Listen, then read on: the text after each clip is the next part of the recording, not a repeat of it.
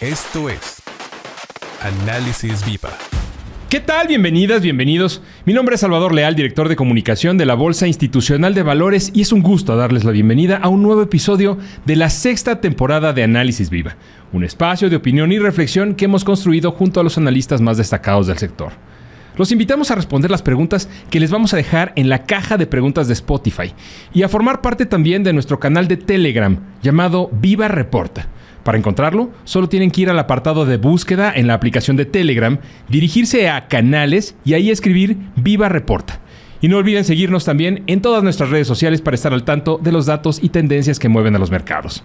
Y ahora sí, arrancamos con el episodio del día de hoy. Le damos la bienvenida a nuestra invitada. Ella es Miriam Acuña, economista en jefe de GBM. Miriam, qué gusto tenerte con nosotros en esta nueva temporada de Análisis Viva. Muchas gracias por la invitación, Salvador. El gusto siempre es mío. Oye, comencemos con lo que pasó esta semana entre China y Estados Unidos. ¿En qué consiste este nuevo acuerdo comercial y cómo reaccionan los mercados? ¿Qué es lo que sigue?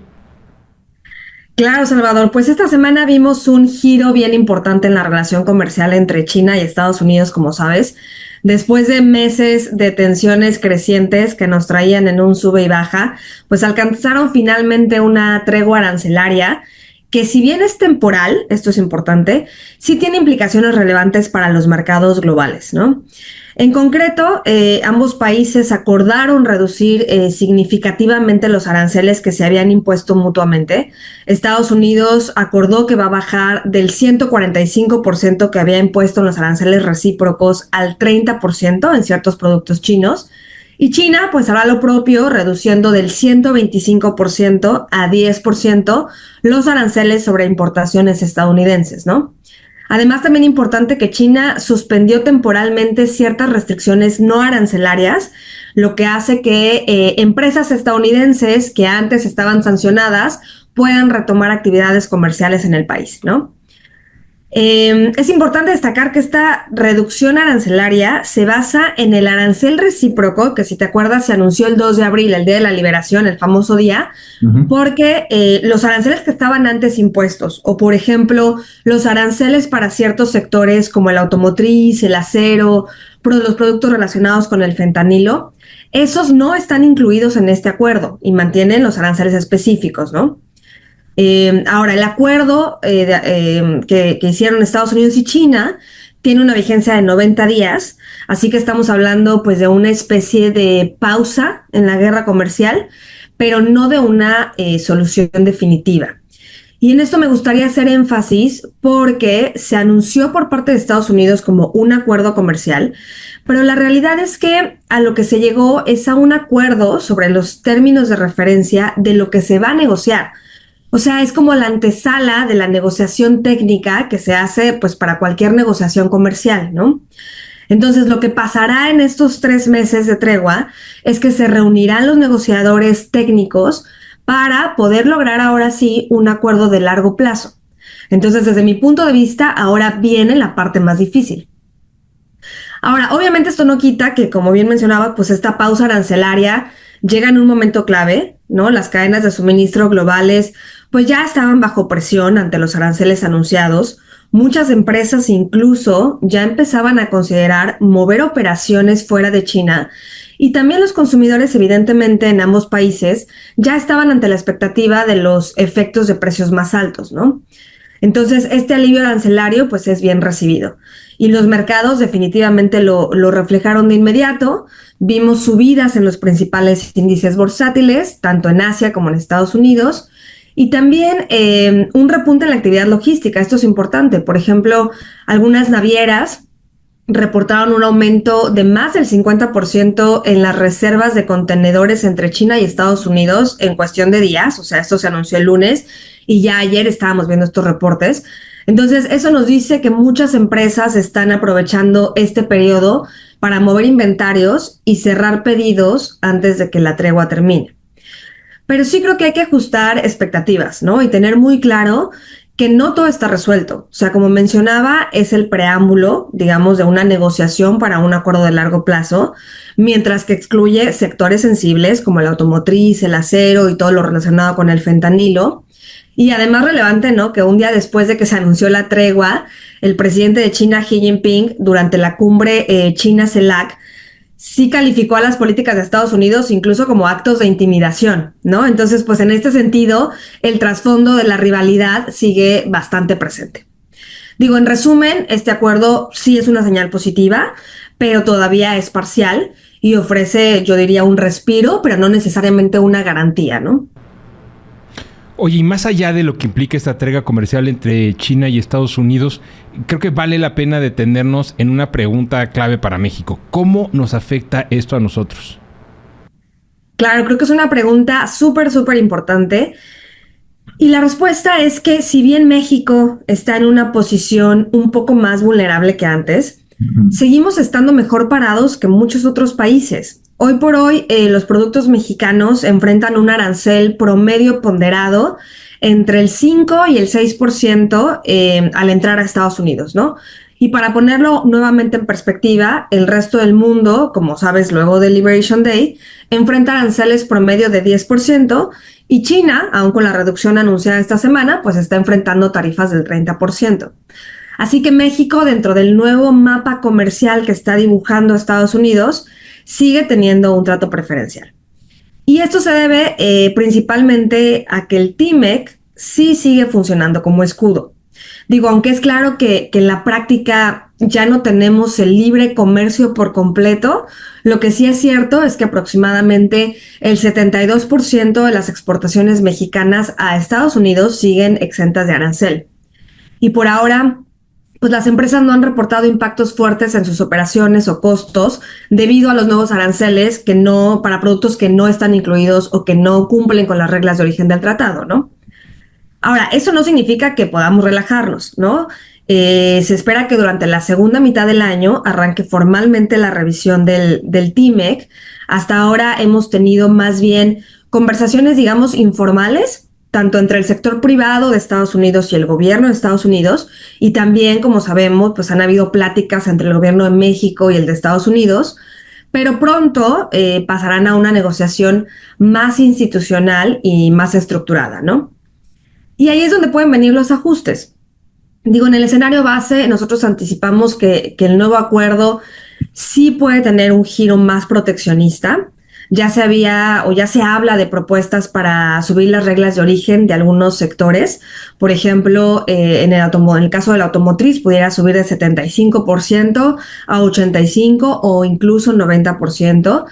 Y también se habla de que se pueden extender algunas de las restricciones que tiene Estados Unidos en contra de Asia, particularmente de China, hacia sus socios comerciales del TMEC. O sea, que les pidan tanto a Canadá como a México que tengan una política, digamos, espejo con China, ¿no?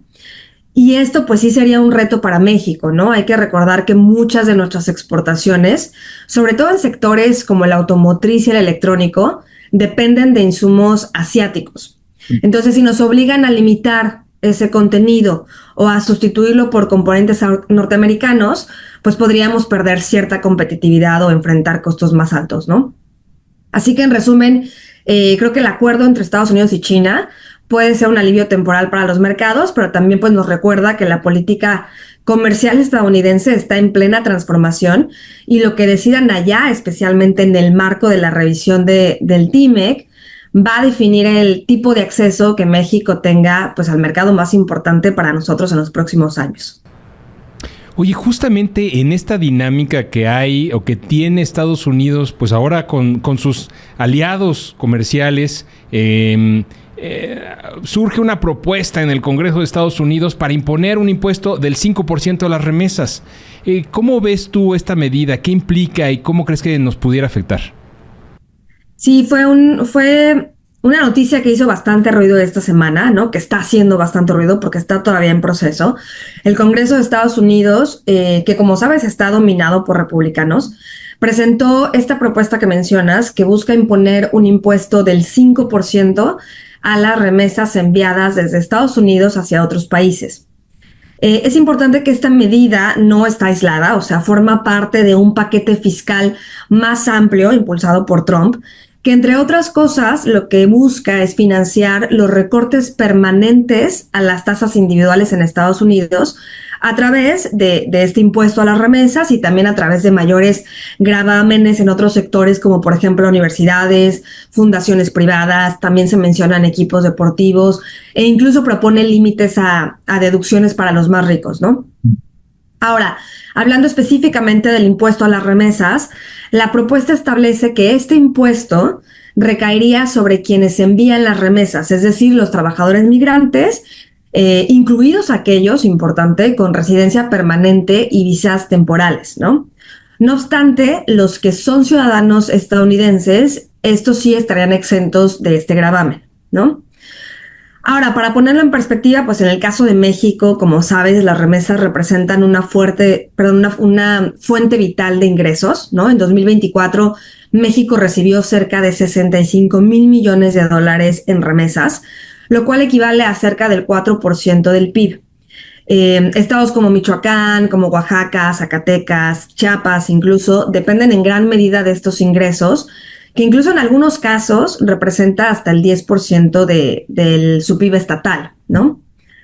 Ahora, aquí es importante mencionar como dato curioso que el SEMLA estima que el 35% de los migrantes mexicanos en Estados Unidos son ciudadanos estadounidenses. Entonces, solo para tenerlo como referencia, porque estos ciudadanos que envían remesas estarán exentos de este impuesto, ¿no?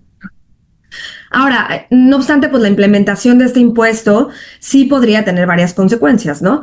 En el corto plazo, creemos que podría incentivar a los migrantes a enviar más dinero antes de que la medida entre en vigor. Sin embargo, en el largo plazo, pues se puede anticipar una reducción en el flujo de remesas, ¿no? Sin embargo, es complicado dimensionar el impacto, porque pensamos que el impuesto del 5% no reduciría en el mismo monto las remesas, sino que podría fomentar el uso de canales informales para el envío de dinero, lo que podría incluso dificultar su regulación y el seguimiento, ¿no? Que como sabes lo hace Banxico. Y digo, nada más para concluir este tema, relevante que el gobierno mexicano, tanto la presidenta como el Congreso, expresaron durante esta semana su rechazo a la propuesta. Ellos argumentan que implicaría una doble tributación sobre los ingresos ya grabados en Estados Unidos y también, como te mencionaba, podría desincentivar el uso de canales formales para el envío de dinero y tendría implicaciones negativas tanto para la economía mexicana como para la estadounidense, ¿no? Ahora, nada más para mencionarte un poquito del proceso, ¿no? La propuesta ya se aprobó por el Comité de Medios y Arbitrios de la Cámara de Representantes de Estados Unidos y ahora este proyecto de ley debe ser discutido y aprobado por el Pleno de la Cámara Baja y luego pasaría al Senado, donde puede ser que tenga algunos cambios y como sabes, pues igual que en México, si ambas cámaras lo aprueban, esto pasaría al presidente para su firma y promulgación, ¿no? Entonces, en definitiva, hay que estar muy, muy atentos a este proceso y pues empezar a evaluar el impacto que esto podría tener sobre los ingresos que reciben los mexicanos de sus familiares en Estados Unidos, ¿no? Totalmente. Oye, no te quiero dejar ir sin que nos platiques pues la noticia más reciente. Este jueves, Banco de México anuncia su decisión de política monetaria. ¿Cuáles ves como claves de la decisión? ¿Qué podemos esperar para más adelante, Miriam? Sí, exacto. Digo, tuvimos la decisión de Banxico, como lo esperábamos en GBM y también en línea con lo que anticipaban pues prácticamente todos los analistas. Hoy Banxico recortó en 50 puntos base la tasa de referencia, llevándola a un nivel de 8.5%. Este ya es el tercer recorte consecutivo que hace Banxico de esta magnitud. El primero lo hizo en febrero y luego en marzo. Y hay que recordar que este ciclo de recortes comenzó en marzo del año pasado, desde un nivel máximo del 11.25, ¿no? A ver, creemos que estas decisiones recientes han estado respaldadas principalmente por la desaceleración de la inflación. Como sabes, la última lectura de abril se ubicó en 3.93% anual y desde enero la inflación general ya se mantiene en el rango objetivo del Banco Central, que como sabes es de 3% con un margen de un punto porcentual para arriba y para abajo, ¿no? Además, también creemos que algo que ha influido en las decisiones de Banxico es que la economía mexicana ha venido mostrando señales de debilidad. El PIB creció solo 0.2% en el primer trimestre de este año, después de que se contrajo en el último trimestre del año pasado. Y aunque, como sabes, el crecimiento económico no es parte del mandato explícito de Banxico, pues sí influye en sus decisiones porque una economía débil pues tiende a generar menos presiones inflacionarias. Ahora, de la decisión de este jueves, descartaría varios puntos clave, ¿no? Primero, que fue una decisión unánime. Por segunda reunión consecutiva, los 5 miembros de la Junta votaron a favor del recorte de 50 puntos base. Segundo, que la guía prospectiva no cambió. Esto es bien importante porque Banxico reiteró que podría seguir recortando en magnitudes similares hacia adelante, justo como lo dijo en el comunicado del 27 de marzo. Como sabes, en los comunicados de Banxico siempre tratan de meten siempre un párrafo con la guía prospectiva y en esta ocasión fue igual al de la reunión pasada, mencionando que los ajustes hacia adelante van a ser similares. ¿Qué nos sugiere esto? Que en la junta del 26 de junio podríamos ver otro recorte de 50 puntos base, ¿no? Y otro punto relevante es que los pronósticos de inflación en esta reunión se ajustaron a la alza en el corto plazo. En buena medida, menciona Banxico que fue debido a un incremento mayor al anticipado en la inflación de las mercancías. Pero se continúa esperando que la inflación general converja a la meta en el tercer trimestre de 2026, ¿no? Ahora bien, mirando hacia adelante, creo que la coyuntura está complicando el actuar no solo de Banxico, sino también de otros bancos centrales. Hoy mismo escuchábamos a Jerome Powell decir que podríamos estar entrando en un periodo de choques de oferta más frecuentes y potencialmente más persistentes, lo que sin duda pues representa un reto para las autoridades monetarias, ¿no? Y volviendo a Banxico, pues yo diría que el camino para la segunda mitad del año sigue siendo bastante incierto. Basta ver un poco la dispersión en los estimados entre nosotros los analistas, que de acuerdo con la última encuesta de Citi, la expectativa de tasas para cierre de año va desde 6.25 hasta 8.25, ¿no? Si bien todos estábamos alineados con un recorte de 50 puntos base en esta reunión, la expectativa para la tasa de fin de año difiere bastante entre nosotros los analistas, ¿no? Entonces, eso creo que te habla del grado de incertidumbre que existe actualmente. Nosotros creemos que Banxico va a estar especialmente atento a 3 variables clave para tomar sus próximas decisiones. Uno es el comportamiento de la inflación, obviamente. Por un lado, el componente de mercancías, desde nuestro punto de vista, enfrenta riesgos al alza y eso podría presionar. Pero al mismo tiempo, la debilidad de la actividad económica podría moderar algunas de esas presiones, ¿no?